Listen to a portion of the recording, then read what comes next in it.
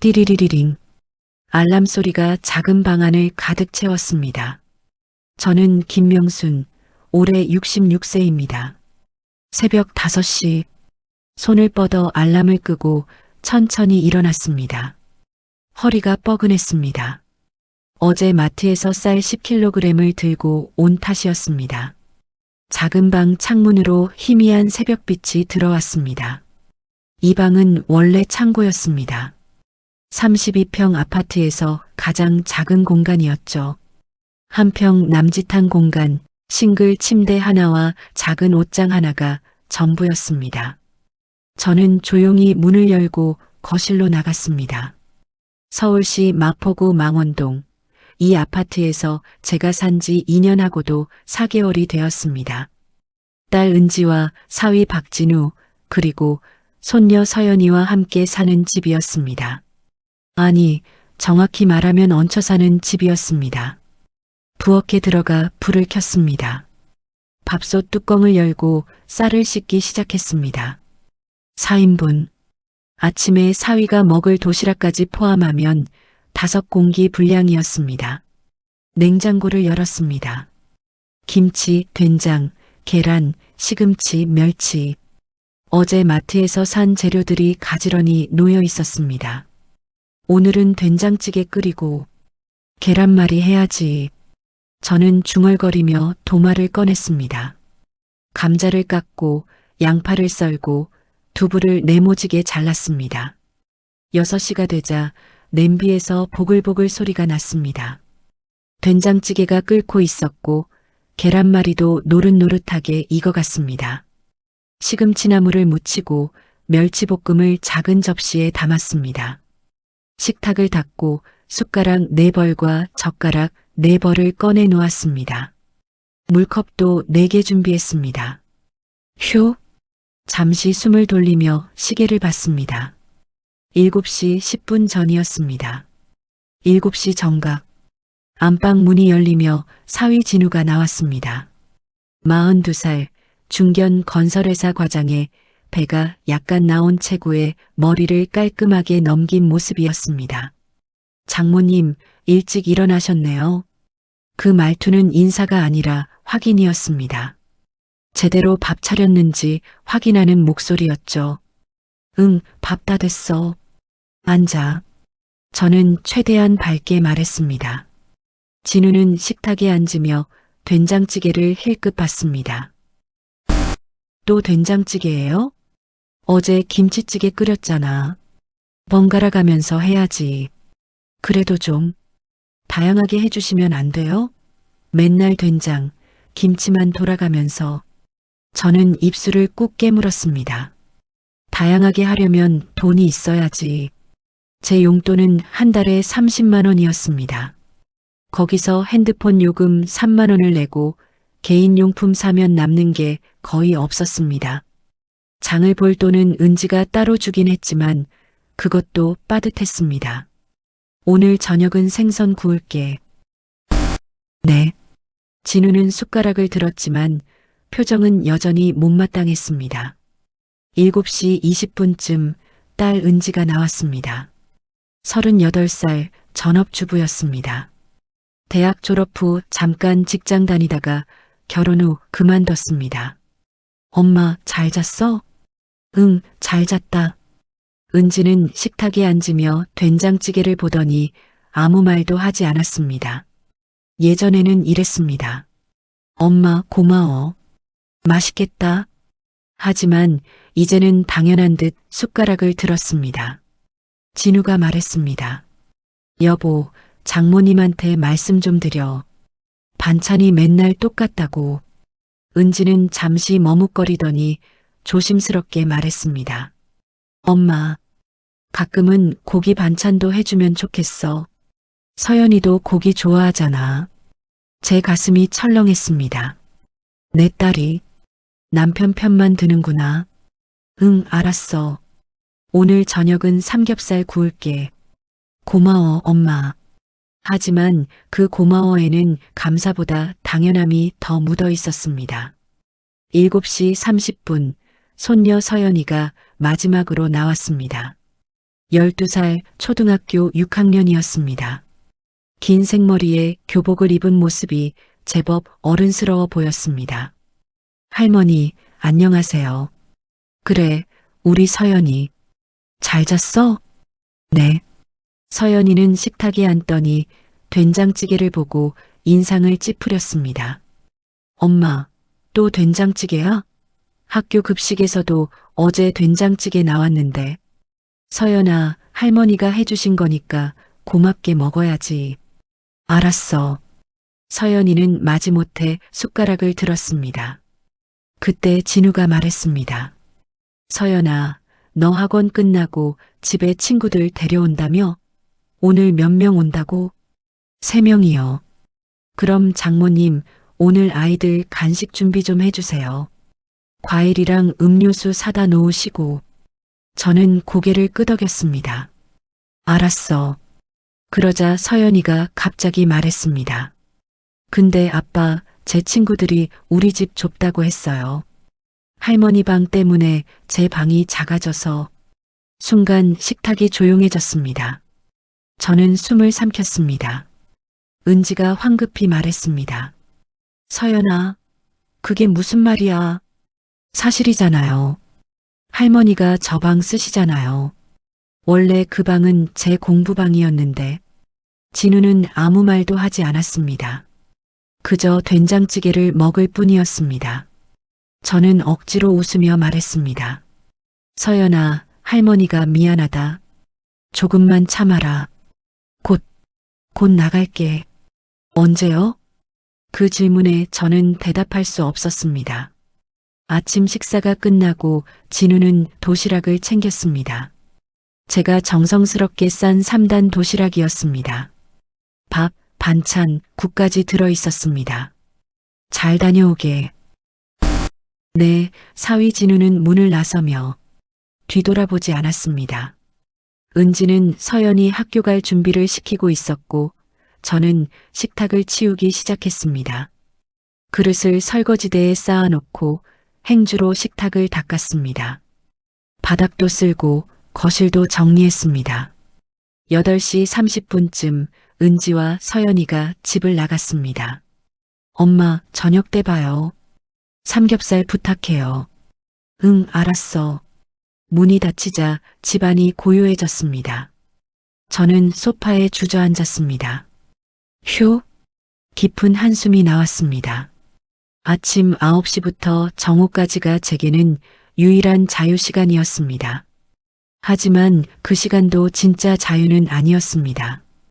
빨래를 돌리고 방을 청소하고 화장실을 닦고 거실을 정리해야 했습니다. 오늘은 마트에 장도 봐야 했습니다. 삼겹살 600g, 상추, 쌈장, 음료수, 과일. 은지가 준 장보기 돈은 5만 원이었습니다. 이걸로 삼겹살이랑 다 사면 빠듯하겠는데. 저는 가방을 챙기고 집을 나섰습니다. 엘리베이터를 타고 1층으로 내려갔습니다. 아파트 단지를 걸어 나오며 하늘을 올려다봤습니다. 11월 중순의 하늘은 맑고 푸르렀습니다. 나도 언젠가는 내 집에서 살 수 있을까? 그런 생각이 문득 들었지만 곧 고개를 저었습니다. 에이, 이 나이에 무슨 내 집이야. 마트에서 장을 보고 나오니 손이 무거웠습니다. 삼겹살 600g, 상추 한 봉지, 쌈장, 콜라 2리터, 사과 5개. 계산대에서 카드를 긁을 때 금액이 나왔습니다. 48,000원. 휴, 겨우 2,000원 남았네. 마트를 나와 걷다가 문득 핸드폰 매장이 눈에 들어왔습니다. 스마트폰 세상 망원점. 저는 걸음을 멈췄습니다. 아, 맞다. 핸드폰 요금 내야 하는데. 이번 달 요금은 31,000원이었습니다. 용돈 30만 원에서 3만 원을 내면 27만 원이 남습니다. 거기서 개인 용품 사고, 버스비 쓰고, 가끔 친구 만나 커피 한 잔 마시면 빠듯했습니다. 매장 문을 열고 들어갔습니다. 어서 오세요. 20대 후반쯤 되어 보이는 여직원이 환하게 웃으며 맞이했습니다. 이름표에는 서미영이라고 적혀 있었습니다. 저 요금 납부하러 왔어요. 네, 고객님. 전화번호 알려주세요. 저는 번호를 알려주고 요금을 냈습니다. 그때 미영 씨가 말했습니다. 고객님, 오늘 요금 납부하시는 분들께 특별 이벤트 진행 중이에요. 로또 한 장 드립니다. 로또요? 네, 그냥 드리는 거예요. 받으세요.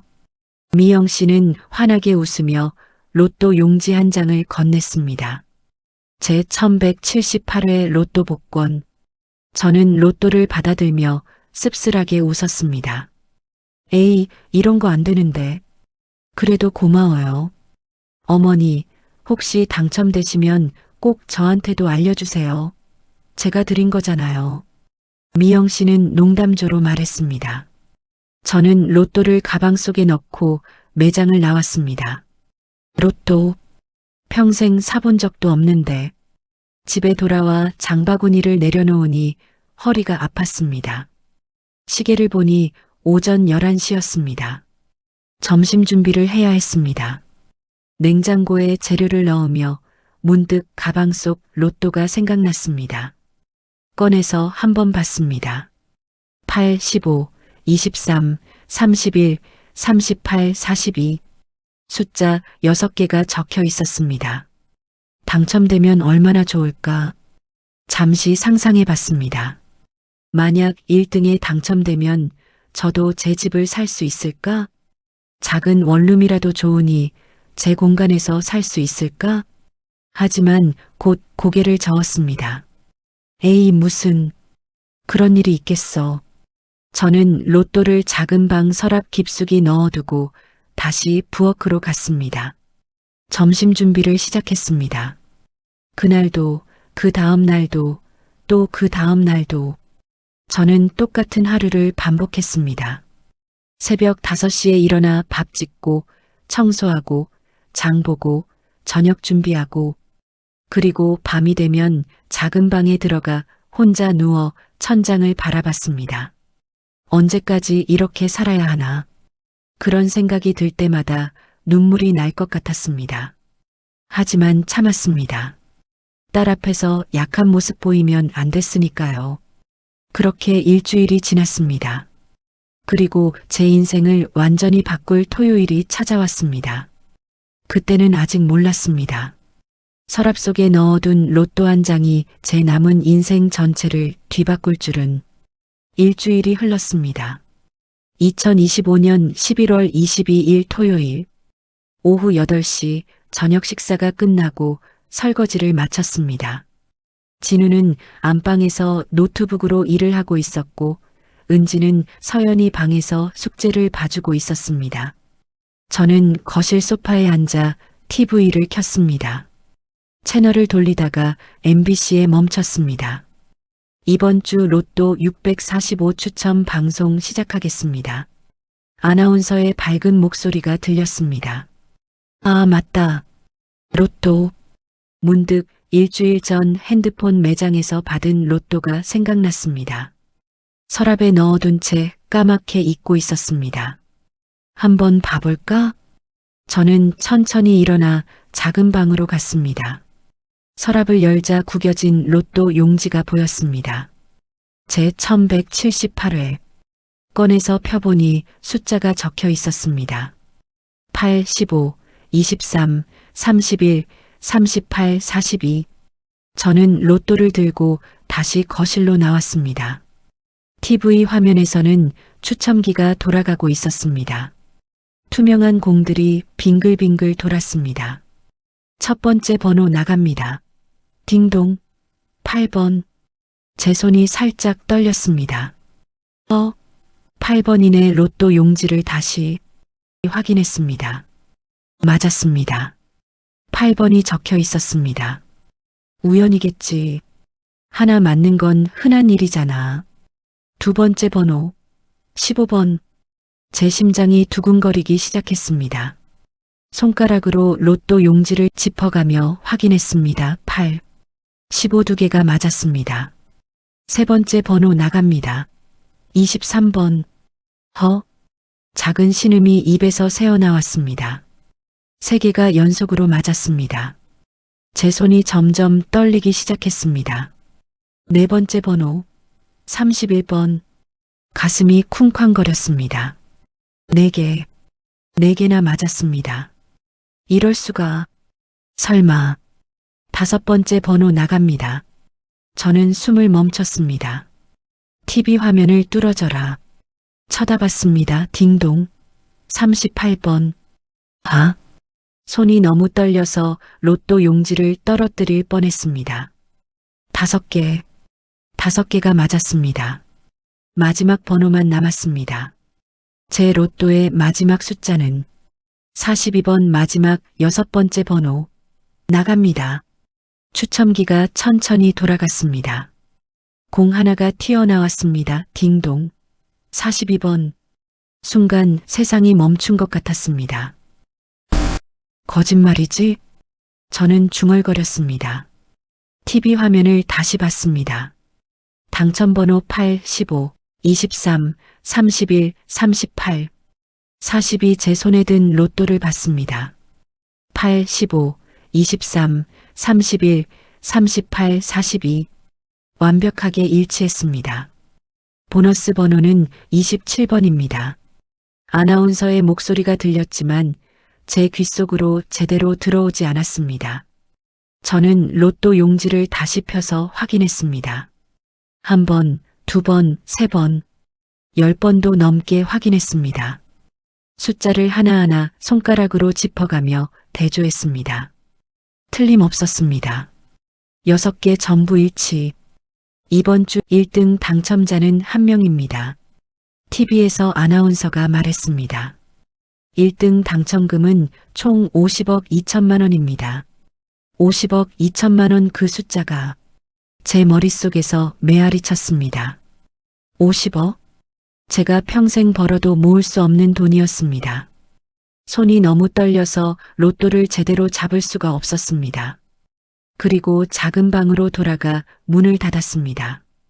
침대에 앉아 로또를 가슴에 꼭 안았습니다. 하느님, 이게 정말인가요?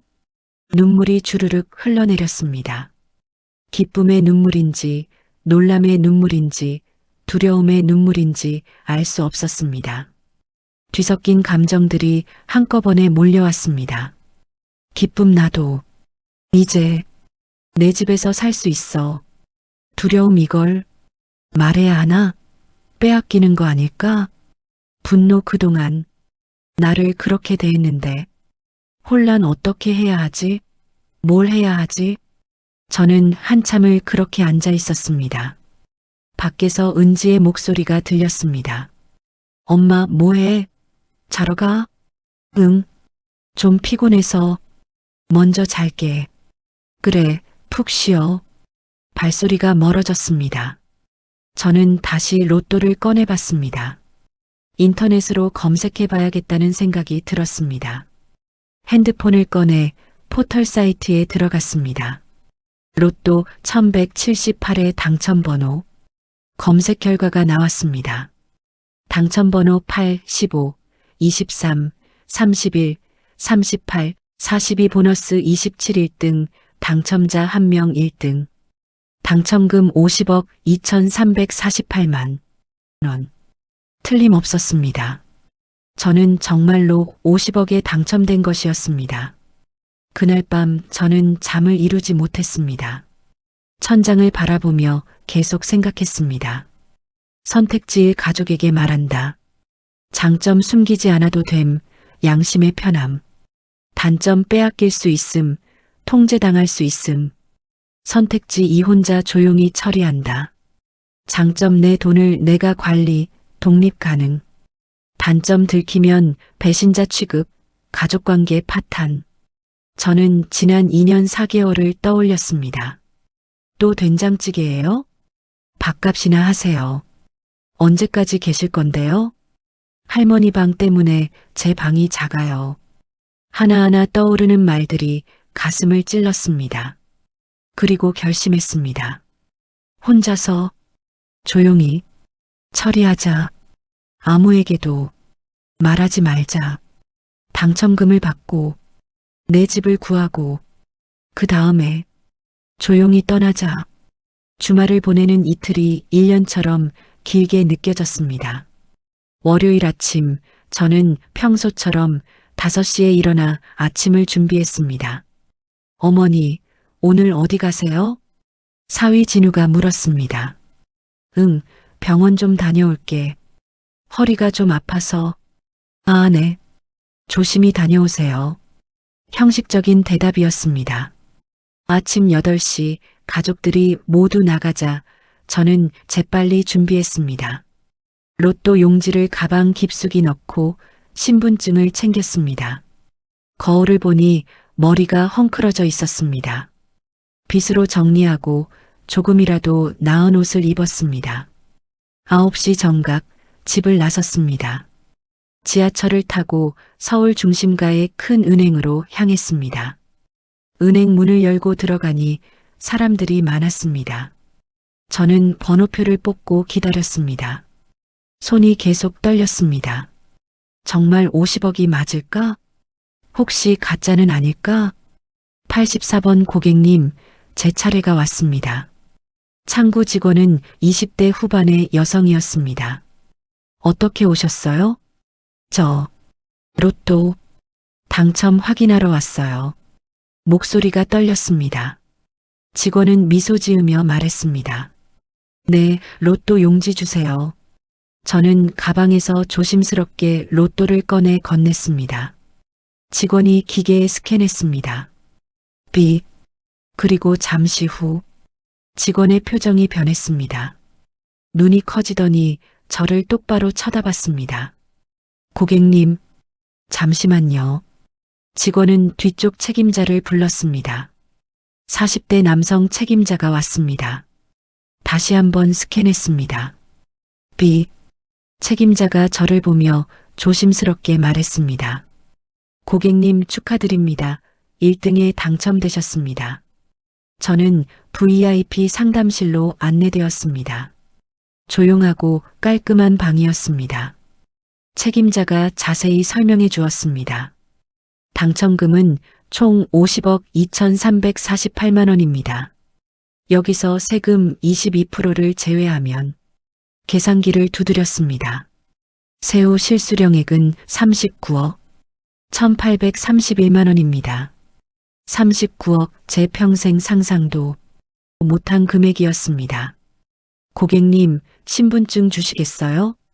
저는 떨리는 손으로 신분증을 건넸습니다. 김명순, 1959년 3월 12일생. 본인 확인 완료되었습니다. 계좌는 어디로 입금해 드릴까요? 새로 만들어도 될까요? 물론입니다. 지금 바로 만들어 드리겠습니다. 서류를 작성했습니다. 손이 떨려서 글씨가 삐뚤빼뚤했습니다. 10분 후 새 통장이 만들어졌습니다. 예금주 김명순 잔액 39억 1,831만 원. 통장을 받아드는 순간 눈물이 왈칵 쏟아질 뻔했습니다. 책임자가 조심스럽게 말했습니다. 고객님 축하드립니다. 하지만 조심하셔야 할 게 있습니다. 네. 당첨 사실을 아무에게도 말씀하지 마세요. 특히 가족에게도요. 왜요? 당첨자 대부분이 가족이나 친척 때문에 힘들어 하십니다. 돈을 요구받고 관계가 틀어지고 조심하시는 게 좋습니다. 그 말에 저는 고개를 끄덕였습니다. 감사합니다. 그리고 세무사, 재무설계사와 상담하시는 걸 추천드립니다. 저희가 소개해 드릴 수 있습니다. 네, 그렇게 하고 싶어요. 책임자는 명함 2장을 건넸습니다. 이분들은 저희 은행에서 신뢰하는 전문가들입니다. 연락하시면 도움 받으실 수 있습니다. 저는 명함을 받아 가방에 넣었습니다. 은행을 나서자 햇살이 눈부셨습니다. 11월 말에 차가운 바람이 불었지만 가슴은 뜨거웠습니다. 저는 통장을 가슴에 꼭 안았습니다. 39억, 이 돈이면 제 집을 살 수 있었습니다. 경기도 어딘가 조용한 전원주택, 마당이 있고 햇살이 잘 드는 집, 아침에 일어나면 새소리가 들리고 커피를 마시며 창밖을 바라볼 수 있는 집, 아무도 저를 구박하지 않는 집, 밥값 하라는 말을 듣지 않아도 되는 집, 손녀가 할머니 방 때문에 제 방 자가라고 말하지 않는 집, 제 집, 나도 이제 내 공간에서 살 수 있어. 하지만 동시에 두려움도 밀려왔습니다. 이걸 언제 말해야 하지? 말하면 어떻게 될까? 진우는, 은지는 뭐라고 할까? 저는 지하철을 타고 집으로 돌아왔습니다. 오후 2시쯤 집에 도착했습니다. 텅 빈 집이었습니다. 저는 작은 방으로 들어가 문을 잠갔습니다. 침대에 앉아 통장을 다시 꺼내봤습니다. 잔액 39억 1831만 원. 숫자가 현실처럼 느껴지지 않았습니다. 하지만 분명한 건 제 인생이 완전히 바뀌었다는 것이었습니다. 이제 선택해야 했습니다. 언제, 어떻게 이 사실을 말할 것인가? 아니면 아예 말하지 않을 것인가? 저는 깊은 생각에 잠겼습니다. 그리고 결심했습니다. 조용히 준비하자. 집을 구하고 이사 준비를 하고 모든 게 준비되면 그때 떠나자. 그리고 떠나는 날, 그때 말하자. 통장을 서랍 깊숙이 넣고 저는 다시 부엌으로 갔습니다. 저녁 준비를 해야 했습니다. 오늘도 평범한 척, 아무 일 없는 척 살아야 했습니다. 하지만 제 가슴 속에는 39억이라는 비밀이 뜨겁게 타오르고 있었습니다. 당첨 확인 다음 날 화요일, 저는 새벽 5시에 일어나 평소처럼 아침을 준비했습니다. 하지만 마음은 전혀 평소 같지 않았습니다. 아침 식사를 마치고 가족들이 모두 나가자 저는 재빨리 은행에서 받은 명함을 꺼냈습니다. 세무법인 바른 마이너스 김철수 세무사, 재무설계 전문 마이너스 이영애 재무설계사. 손이 떨렸지만 용기를 내어 전화를 걸었습니다. 여보세요. 세무법인 바른입니다. 저 김명순이라고 합니다. 은행에서 소개받았는데요. 아, 네. 고객님, 로또 당첨자시죠? 축하드립니다. 세무사는 친절하게 말했습니다. 오늘 오후 2시에 사무실로 오실 수 있으세요? 네. 갈 수 있어요. 주소를 받아 적었습니다. 강남구 테헤란로의 한 빌딩 20층이었습니다. 재무설계사에게도 전화를 걸었습니다. 고객님, 세무사님과 상담 끝나시면 바로 저희 사무실로 오세요. 같은 건물 18층입니다. 감사합니다. 저는 전화를 끊고 옷장을 열었습니다. 가장 괜찮은 옷을 꺼내 입었습니다. 검은색 바지에 베이지색 니트, 그리고 얇은 코트. 거울을 보니 66세 할머니가 아니라 조금은 당당한 여자가 서 있는 것 같았습니다. 오후 2시 세무법인 사무실. 김철수 세무사는 50대 초반의 온화한 인상이었습니다. 어서 오세요, 김명순 고객님. 앉으세요. 깔끔한 상담실에 앉자 세무사가 말했습니다. 먼저 축하드립니다. 39억 1831만 원. 큰 금액이십니다. 감사합니다. 혹시 가족분들은 아시나요? 아니요. 아직 아무도 몰라요. 세무사는 고개를 끄덕였습니다. 잘하셨습니다. 일단 혼자 정리하시는 게 좋습니다. 그는 서류를 꺼내며 설명했습니다. 당첨금에서 이미 세금 22%가 공제되었습니다. 추가로 내실 세금은 없습니다. 다만 이 돈을 어떻게 관리하느냐가 중요합니다. 세무사는 차트를 보여주었습니다. 자산관리 방안 1. 부동산 구매 8억에서 10억. 주거 안정. 세금 우대 없음. 안정적 자산이 예금 15억, 안전 자산 연 4%, 이자 10월 500만 원, 수익 즉시 인출 가능 3, 안전 투자 10억 채권, 배당주 연 5에서 6%, 수익 예상 중위험 중수익 4, 예비비 5억 긴급 상황 대비 생활비, 의료비. 고객님 연세가 66세시니 안정적으로 가시는 게 좋습니다. 집 한 채 사시고 나머지는 안전하게 굴리시면 평생 월 1,000만 원 정도 수익이 나옵니다. 월 1,000만 원. 저는 숨이 막혔습니다. 지금까지 월 30만 원 용돈으로 살았는데, 그리고 한 가지 더 조언드리자면, 세무사는 진지하게 말했습니다. 가족에게 말씀하실 때 금액을 줄여서 말씀하세요. 예, 39억이라고 하지 마시고 5억 정도 당첨됐다고 하세요. 그래야 요구가 적어집니다. 그 말에 저는 쓴웃음이 나왔습니다. 요구라. 18층 재무설계 사무실.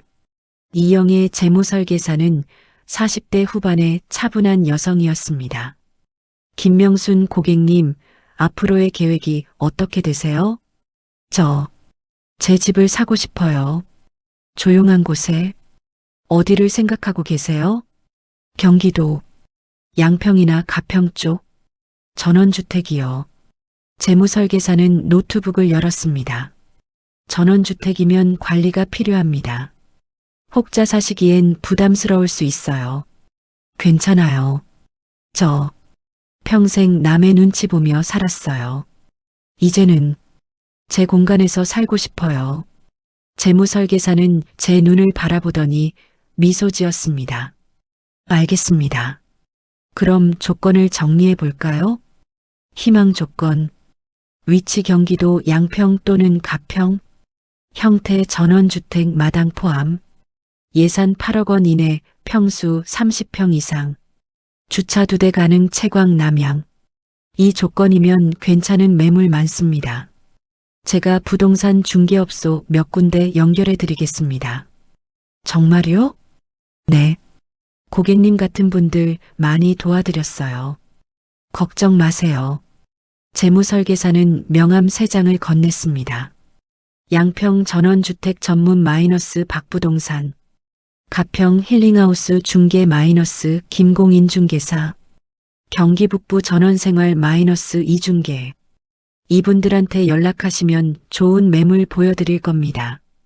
제가 미리 말씀드려 놓을게요. 감사합니다. 정말 감사합니다. 저는 눈물이 날 것 같았습니다. 다음 날 수요일, 저는 거짓말을 했습니다. 은지야, 오늘 친구들이랑 온천 다녀올게. 늦게 들어올 거야. 엄마, 좋겠다. 재미있게 다녀와. 은지는 별 의심 없이 대답했습니다. 저는 가방을 챙기고 집을 나섰습니다. 지하철과 버스를 갈아타고 양평으로 향했습니다. 양평 전원주택 전문 박부동산.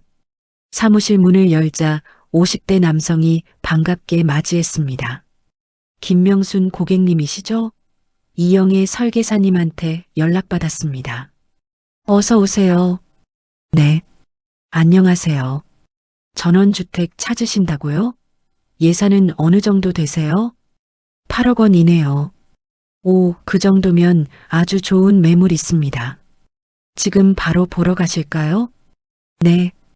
박 사장의 차를 타고 매물을 보러 갔습니다. 첫 번째 집 양평읍 내 전원주택 30평 7억 5천만 원 깔끔했지만 마당이 너무 작았습니다.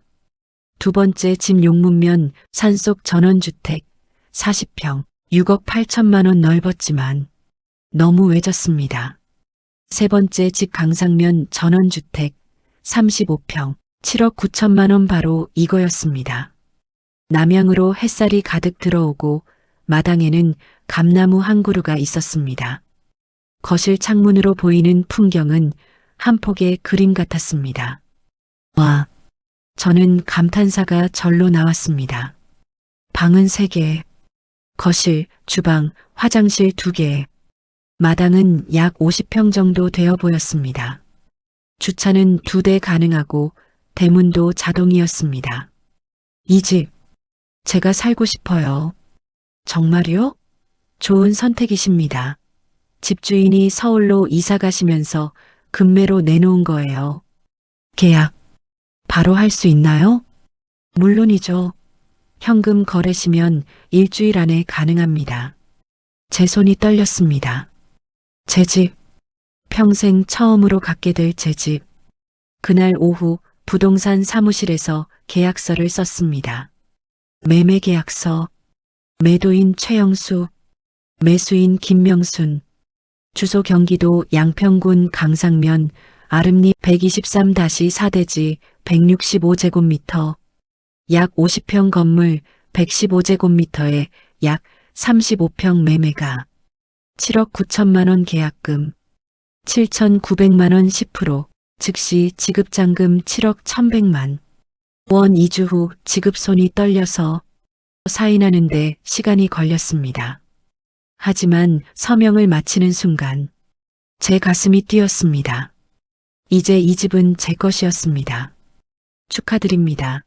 김명순 고객님, 이제 집주인이십니다. 박 사장이 악수를 청했습니다. 저는 눈물을 참으며 악수했습니다. 감사합니다. 정말 감사합니다. 부동산을 나와 혼자 집 앞에 다시 섰습니다. 대문 앞에서 집을 바라봤습니다. 하얀 외벽에 빨간 기와지붕, 마당에 감나무, 현관 앞 작은 화단. 제 집, 66년 인생에서 처음으로 가진 제 공간. 집으로 돌아와 저는 노트북을 켰습니다. 은지가 예전에 안 쓰는 노트북을 준 적이 있었습니다. 인터넷 쇼핑몰에 들어갔습니다. 구매 목록, 침실, 퀸 사이즈 침대 150만 원, 옷장 80만 원, 화장대 45만 원, 거실, 소파 3인용 200만 원, TV 65인치 180만 원, 거실장, 120만 원 식탁 세트, 90만 원 주방, 냉장고 250만 원, 세탁기 150만 원, 김치 냉장고 180만 원, 전자레인지 25만 원, 전기밥솥 40만 원, 기타 에어컨 2대 300만 원, 청소기 50만 원, 공기청정기 80만 원, 침구류 100만 원, 주방용품 50만 원, 총액 약 2천만 원. 배송지는 모두 양평새 집으로 설정했습니다. 입주 날짜에 맞춰 배송 예약을 했습니다. 결제 버튼을 누르는 손이 떨렸습니다. 결제 완료. 휴, 깊은 한숨이 나왔습니다. 하지만 후회는 없었습니다. 그날 저녁 저는 평소처럼 저녁을 준비했습니다. 삼겹살을 구워 상에 올렸습니다. 가족들이 모여 식사를 했습니다. 진우가 삼겹살을 먹다가 말했습니다. 어머니, 이번 달 관리비 좀 많이 나왔어요. 그래. 네. 15만 원 더 나왔어요. 겨울이라 난방비가. 그는 잠시 머뭇거리더니 말했습니다. 어머니, 낮에 집에 계실 때 보일러 좀 약하게 틀어주실 수 있으세요? 전기도 아껴 쓰시고. 제 가슴이 철렁했습니다. 알았어. 조심할게. 감사합니다. 요즘 회사에서 성과급도 깎이고 경제적으로 빠듯해서요. 은지가 거들었습니다. 엄마도 이해해 주실 거예요. 그렇죠, 엄마. 응, 당연하지. 저는 억지로 웃었습니다. 하지만 속으로는 생각했습니다. 조금만 더 참자. 금요일 저녁. 저는 저녁 설거지를 마치고 거실에 앉아 있었습니다. 진우와 은지가 안방에서 이야기하는 소리가 들렸습니다. 문이 열려 있어서 대화가 들렸습니다. 여보, 솔직히 언제까지 어머니 모시고 살 거야? 진우의 목소리였습니다. 그게 엄마가 갈 곳이 없잖아. 그래도 우리 집이 좁은 거 사실이잖아. 서연이도 불만이고. 알아. 나도 알아. 어머니한테 조심스럽게 말씀드려봐. 작은 원룸이라도 구해서 따로 사시는 게 어떻냐고. 엄마가 돈이 어디 있어. 집도 다 아빠 빚 갚느라 팔았는데. 그러니까 우리가 월세 조금 보태드리고 월 30만 원 지금도 드리잖아. 거기에 10만 원만 더하면 외곽에 원룸 하나 구할 수 있을 거야. 저는 가슴이 무너져 내렸습니다. 월 40만 원에 저를 내보내려는 거였습니다. 하지만 동시에 쓴웃음이 나왔습니다. 좋아. 기다려봐. 내가 직접 나갈게. 그리고 너희는 평생 후회하게 될 거야. 그날 밤 저는 달력을 꺼내 표시했습니다. 잔금 납부일 12월 6일 금요일 이사 예정일 12월 7일 토요일 오늘 11월 29일 금요일 남은 시간 정확히 일주일. 저는 작은 방에 앉아 메모를 작성했습니다. 할 일 목록 계약금 지급 완료 7,900만 원 가구 주문 완료 2천만 원 12월 6일 잔금 지급 7억 1,100만 원 12월 6일 등기 이전 12월 7일 이사 12월 7일 가족에게 통보 이삿짐 옷, 이불, 개인용품 박스 3개 분량 통장, 현금, 신분증, 휴대폰 번호 변경 예정, 마음의 준비, 서연이 학비 대학 입학까지 지원, 은지에게 편지 작성 진우에게 할 말 정리. 저는 노트를 덮고 창밖을 바라봤습니다. 어두운 밤하늘에 별이 총총했습니다. 일주일만 더 참으면 새로운 삶이 시작됩니다. 아무도 저를 구박하지 않는 살. 제 집, 제 공간, 제 시간. 김명순의 인생. 66년 만에 처음으로 시작되는 진짜 제 인생. 저는 주먹을 꽉 쥐었습니다. 조금만 더. 그리고 당당하게 떠나자. 2025년 12월 7일 토요일 새벽 4시에 눈이 떠졌습니다. 알람도 울리지 않았는데 저절로 깼습니다. 오늘이 바로 그날이었습니다. 저는 침대에서 일어나 작은 방 안을 둘러봤습니다. 2년 4개월 동안 살았던 1m 50, 2m 남짓의 작은 공간, 창고 같았던 이 방, 오늘로 마지막입니다. 짐은 이미 다 쌌습니다. 박스 3개, 옷까지, 이불, 개인용품이 전부였습니다. 66년 인생의 짐이 고작 박스 3개였습니다. 저는 조용히 옷을 갈아입었습니다. 가장 깔끔한 검은색 바지에 흰색 블라우스, 그리고 베이지색 코트. 거울을 보니 낯선 사람이 서 있는 것 같았습니다. 당당한 여자, 더 이상 눈치 보지 않는 여자. 김명순. 저는 깊게 숨을 들이마셨습니다. 자, 이제 시작이다. 새벽 5시. 저는 마지막으로 부엌에 섰습니다. 밥을 짓고 된장찌개를 끓이고 계란말이를 부쳤습니다. 마지막 아침. 이 집에서 마지막으로 차리는 아침이었습니다. 7시 사위 진우가 나왔습니다. 장모님. 일찍 일어나셨네요. 응. 잠이 안 와서. 진우는 식탁에 앉으며 된장찌개를 봤습니다. 오늘도 된장찌개네요. 그 말에 저는 더 이상 아무렇지 않았습니다. 마지막이니까. 참자. 7시 30분 은지와 서연이가 나왔습니다. 엄마 잘 잤어? 응. 가족들이 아침을 먹는 동안 저는 그들을 하나하나 바라봤습니다. 딸 은지, 38살. 제가 목숨보다 아끼던 딸. 사위 진우, 42살. 제가 6천만 원을 들여 살린 사람. 손녀 서연, 12살. 제가 유일하게 걱정되는 아이. 잘 있어라. 너희들. 아침 식사가 끝나고 진우가 말했습니다. 어머니, 오늘 제가 회사 안 가요. 토요일이라서요. 집에서 쉬려고요. 저는 속으로 웃었습니다. 잘 됐네. 다 보게 되겠구나. 오전 10시 초인종이 울렸습니다. 띠링동. 진우가 인터폰을 확인했습니다. 누구지? 화면에는 이삿짐 센터 트럭과 직원들이 보였습니다. 이삿짐 센터입니다. 김명순 고객님 댁 맞으신가요? 진우의 얼굴이 굳었습니다. 뭐라고요? 김명순 고객님 이사 오늘 맞죠? 양평으로 가신다고. 진우는 저를 돌아봤습니다. 어머니, 이게 무슨? 저는 천천히 일어났습니다. 나야. 내가 이사 가는 거야. 예. 은지가 방에서 뛰어나왔습니다. 엄마, 무슨 소리야? 이사? 저는 작은 방으로 가서 박스 3개를 가리켰습니다. 내 짐이야. 오늘 나간다. 엄마, 갑자기 무슨, 어디로 가는데? 돈은 있어? 진우가 급히 말했습니다. 장모님, 설마 우리 말 들으시고 섭섭하셨어요? 제가 그냥 한 말이. 저는 고개를 저었습니다. 아니야. 섭섭한 거 아니야.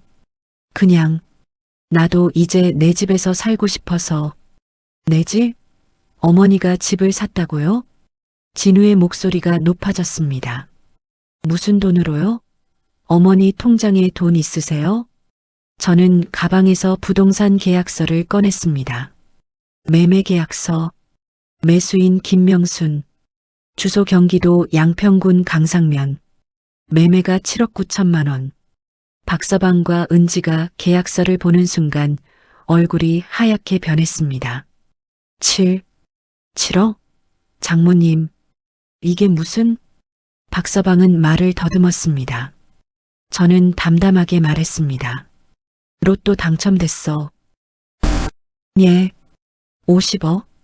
정확히는 50억 2,348만 원. 세후로 30억 1,831만 원 받았어. 쾅! 은지가 소파에 주저앉았습니다. 엄마, 지금 농담이지? 아니야. 진짜야. 저는 가방에서 통장을 꺼내 보여줬습니다. 예금주 김명순. 잔액 30억 8,931만 원. 집 구매 7억 9천만 원. 가구 2천만 원 지출 후 잔액. 박서방은 통장을 빼앗듯이 가져가 뚫어져라 쳐다봤습니다. 30억? 30억? 서연이가 방에서 나와 물었습니다. 무슨 일이에요? 은지가 떨리는 목소리로 말했습니다. 할머니가 로또에 당첨됐대. 서연이의 눈이 커졌습니다. 진짜요? 저는 고개를 끄덕였습니다. 그래, 진짜야. 박서방은 통장을 내려놓고 저를 똑바로 쳐다봤습니다. 그의 표정이 변하기 시작했습니다. 놀람에서 당황으로, 그리고 계산으로. 장모님, 박서방이 갑자기 밝게 웃었습니다. 장모님, 축하드립니다. 정말 대단하세요. 50억이라니. 그 웃음이 너무나 거짓이었습니다. 그런데 장모님, 왜 저희한테 말씀 안 하셨어요? 저희가 가족인데. 말할 필요 없었어. 장모님, 혼자 그렇게 큰 돈 관리하시기 힘드실 텐데. 저희가 도와드릴게요. 박서방은 제 손을 잡으려 했습니다. 저는 손을 뿌리쳤습니다. 필요 없어. 장모님, 그래도 저희가 가족인데 7억짜리 집을 혼자 사시면 어떡해요? 저희랑 상의하셨어야죠. 상의? 너희가 나 내쫓으려고 할 때는 상의 안 했잖아. 박서방의 얼굴이 굳었습니다. 그건 월 40만 원에 원룸 구해서 나가라고 했잖아. 지난주 금요일 밤 너희 안방에서 하던 얘기 다 들었어. 은지가 얼굴이 새하얗게 질렸습니다. 엄마, 그건 우리가 괜찮아. 이해해. 너희도 힘들었겠지. 그래서 나 혼자 나가는 거야. 저는 이삿짐 센터 직원들에게 말했습니다. 박스 3개만 가져가시면 돼요. 네, 알겠습니다. 직원들이 박스를 들고 나가기 시작했습니다. 박서방이 급히 문을 막아섰습니다. 장모님, 잠깐만요. 이렇게 가시면 안 되죠. 왜? 저희가 장모님을 모시고 살아야죠. 가족인데.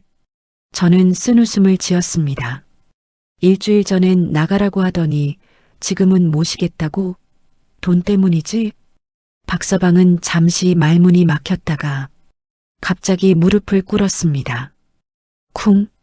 장모님, 제가 잘못했습니다. 장모님한테 정말 죄송합니다. 저는 그 모습을 내려다봤습니다. 이 사람, 제가 6천만 원을 들여 빚에서 구해준 사람, 그 은혜를 평생 숨기고 저를 구박했던 사람. 박서방, 네, 장모님, 일어나게. 무릎 꿇을 필요 없어. 장모님, 대신 한 가지만 기억하게. 저는 차갑게 말했습니다. 20년 전 자네가 사채업자들한테 쫓길 때 자네 빚 6천만 원 내가 다 갚아줬네. 박서방의 얼굴이 새파랗게 질렸습니다. 어떻게? 영수증 다 있네. 12장.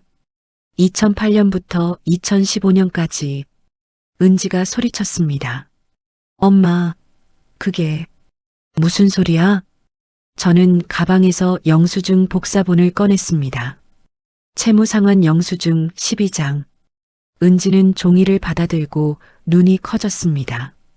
이거 오빠 이름이잖아. 6천만 원? 그래. 내 남편 빚. 내가 집 팔아서 갚아줬어. 엄마가 집을 팔아서? 은지의 눈에서 눈물이 주르륵 흘렀습니다. 박서방은 아무 말도 하지 못했습니다. 저는 계속 말했습니다. 그때 자네가 나한테 뭐라고 했나? 이건 비밀로 하자. 은희가 알면 힘들어한다. 그렇게 말하고는 평생 나를 짐 취급했네. 장모님, 저는 밥값 하라고 했지. 보일러 아껴 쓰라고 했지. 원룸 구해서 나가라고 했지. 죄송합니다. 정말 죄송합니다. 저는 고개를 저었습니다. 이제 사과 필요 없네. 나 그냥 나갈게. 은지가 제 팔을 붙잡았습니다. 엄마, 가지마. 엄마, 눈물이 얼굴을 타고 흘렀습니다. 나 정말 몰랐어. 엄마가 그런 일을 우리 집까지 팔아서. 알아. 너는 몰랐어. 내 탓 아니야. 엄마, 미안해. 정말 미안해. 은지야. 저는 딸의 어깨를 잡았습니다. 너 이제 잘 살아야 해. 남편이랑 잘 이야기하고 서연이 잘 키우고. 엄마, 같이 살자. 우리 같이. 아니야. 나는 나대로 살고 싶어. 66년 동안 누군가의 엄마, 누군가의 장모로만 살았어. 이제는 김명순으로 살고 싶어. 엄마, 그리고 은지야. 응, 나 너 미워하지 않아. 사랑해. 그건 변하지 않아. 은지는 제 품에 안겨 울었습니다. 저도 눈물이 났지만 참았습니다. 지금 울면 안 됐습니다. 저는 서연이를 불렀습니다. 서연아, 이리 와봐. 서연이가 조심스럽게 다가왔습니다. 할머니. 서연아, 할머니가 약속할게. 네. 내가 고등학교 졸업하고 대학 갈 때까지 학비는 할머니가 다 낼게. 서연이의 눈이 커졌습니다. 정말요? 그래. 내가 원하는 대학, 원하는 과 다 갈 수 있게 할머니가 도와줄게. 할머니. 서연이가 제 품에 안겼습니다. 할머니 사랑해요. 할머니도 사랑해, 서연아. 저는 손녀를 꼭 안았습니다. 근데 한 가지 조건 있어. 뭐예요? 엄마 아빠 속 썩이지 마. 공부 열심히 하고 착하게 살아. 알았지? 네. 약속할게요. 저는 서연이 머리를 쓰다듬었습니다. 짐이 다 실렸습니다. 이삿짐 센터 직원이 말했습니다. 고객님, 다 실었습니다. 출발하시죠? 네. 저는 마지막으로 집안을 둘러봤습니다. 2년 4개월 살았던 집, 행복하지 않았지만 딸이 있던 집, 잘 있어라 너희들. 박서방은 바닥에 주저앉아 고개를 들지 못했습니다. 은지는 울면서 손을 흔들었습니다. 엄마, 자주 보러 올게. 그래, 연락해. 저는 현관문을 열고 나갔습니다. 복도를 걸어 엘리베이터를 탔습니다. 엘리베이터가 내려가는 동안 눈물이 주르륵 흘렀습니다. 딸, 제가 평생 가장 사랑했던 사람. 하지만 이제는 떨어져 살아야 했습니다. 1층에 도착해 밖으로 나갔습니다. 햇살이 눈부셨습니다. 12월 초에 차가운 바람이 불었지만 제 가슴은 뜨거웠습니다. 이삿짐 센터 트럭에 올라탔습니다. 양평으로 갑니다. 네, 출발합니다. 트럭이 움직이기 시작했습니다. 아파트가 점점 멀어졌습니다. 저는 창밖을 바라보며 생각했습니다. 이제 시작이다. 김명순이, 진짜 인생이 지금부터 시작이다. 트럭이 고속도로를 달렸습니다. 서울을 벗어나자 풍경이 달라지기 시작했습니다. 빌딩 대신 산이 보였고 아파트 대신 논밭이 펼쳐졌습니다. 1시간 30분쯤 달렸을까요? 고객님, 양평 도착했습니다. 트럭이 멈췄습니다. 저는 창밖을 내다봤습니다. 제 집, 하얀 외벽에 빨간 기와 지붕, 마당의 감나무에는 까치 한 마리가 앉아 있었습니다. 현관 앞 작은 화단에는 국화가 피어 있었습니다. 내렸습니다. 저는 트럭에서 내렸습니다. 신발이 땅에 닿는 순간 눈물이 왈칵 쏟아졌습니다. 제 땅, 제 집, 66년 만에 처음으로 가진 제 공간. 이삿짐 센터 직원들이 박스를 들고 집 안으로 들어갔습니다. 고객님, 어디에 놓을까요? 안방에 놓아주세요. 저는 대문을 열고 마당으로 들어갔습니다. 마당을 천천히 걸었습니다. 흙을 밟는 느낌이 낯설었습니다. 감나무 밑에 서서 위를 올려다봤습니다. 가지마다 주황색 감이 매달려 있었습니다. 저 감, 다 제 거예요? 중얼거리자 웃음이 났습니다. 현관문을 열고 집 안으로 들어갔습니다. 현관을 지나자 거실이 펼쳐졌습니다. 큰 창문으로 햇살이 가득 쏟아져 들어왔습니다. 와, 어제 배송된 가구들이 가지런히 놓여 있었습니다. 베이지색 소파, 65인치 TV, 원목 거실장. 주방에는 냉장고, 세탁기, 김치 냉장고가 새하얗게 빛났습니다. 안방으로 들어갔습니다. 퀸 사이즈 침대에는 새 침구가 깔려 있었습니다.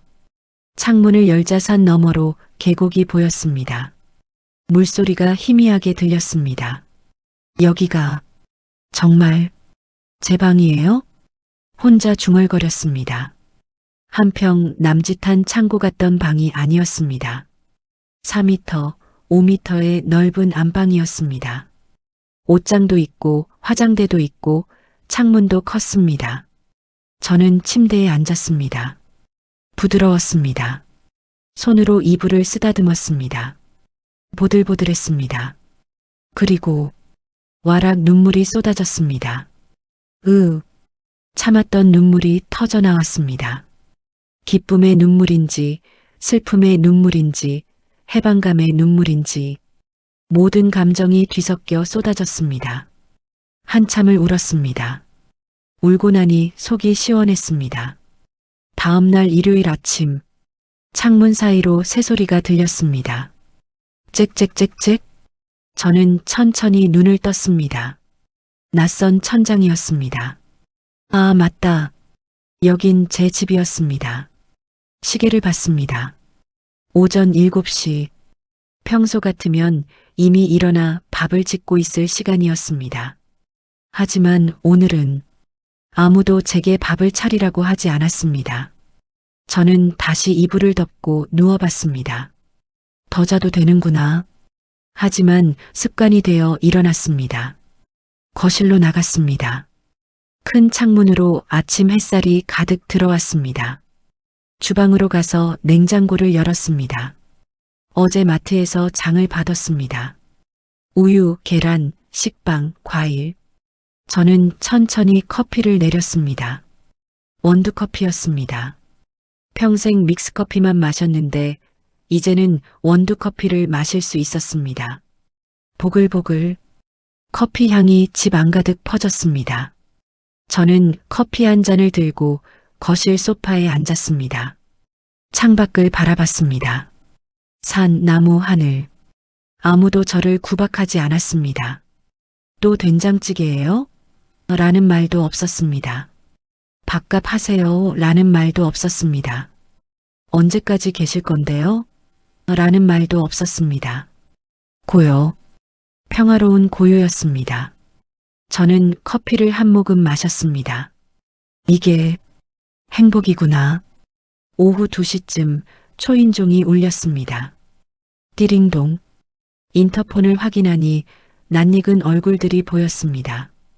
명순아, 나야. 정숙이, 나 영자야. 문 열어. 순이도 왔어. 제 친구들이었습니다. 40년 지기 친구들. 저는 급히 문을 열었습니다. 어머, 너희들. 어떻게 왔어? 은지한테 연락받았어. 내가 여기 이사 왔다고. 정숙이가 안으로 들어오며 집을 둘러봤습니다. 세상에. 명순아. 이 집 내 거야? 응. 부자 됐구나. 로또 당첨됐다며? 50억? 영자가 눈을 동그랗게 떴습니다.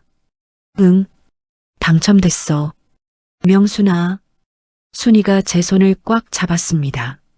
내가 잘했어. 정말 잘했어. 그동안 얼마나 힘들었어. 괜찮아.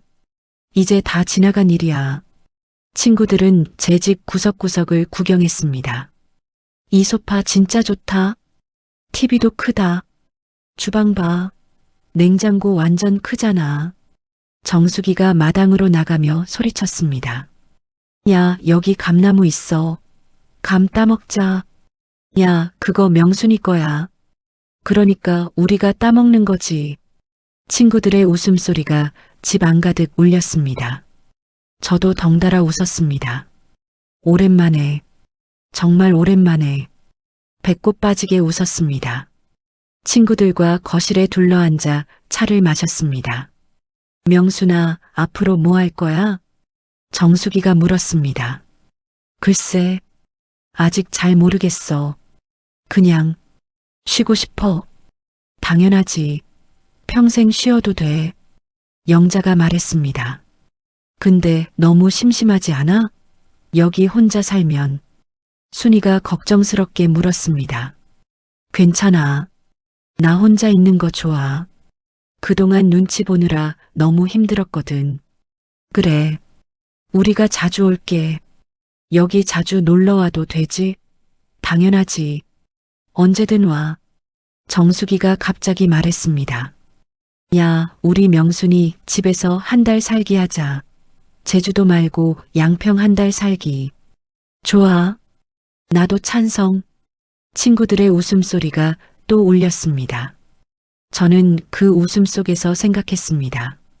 아, 이래서 사는구나. 이게 진짜 사는 거구나. 일주일 뒤, 토요일 오후 은지가 혼자 찾아왔습니다. 엄마. 문 앞에 선 은지의 얼굴은 많이 야위어 있었습니다. 들어와. 저는 딸을 안으로 들였습니다. 은지는 집안을 둘러보더니 눈물을 글썽였습니다. 엄마, 여기 정말 좋다. 그래. 엄마 마음에 쏙 들어. 엄마, 미안해. 정말 미안해. 은지가 제 손을 잡았습니다. 나 정말 몰랐어. 엄마가 그렇게 힘들었는지, 엄마가 박서방 빚까지 갚았는지 알아. 내 탓 아니야. 엄마, 나 박서방이랑 많이 싸웠어. 엄마한테 어떻게 그럴 수 있냐고. 싸우지 마. 그 사람도 힘들었을 거야. 엄마, 은지야. 저는 딸을 똑바로 쳐다봤습니다. 엄마는 너 사랑해. 그건 변하지 않아. 근데 이제는 조금 떨어져서 사는 게 좋을 것 같아.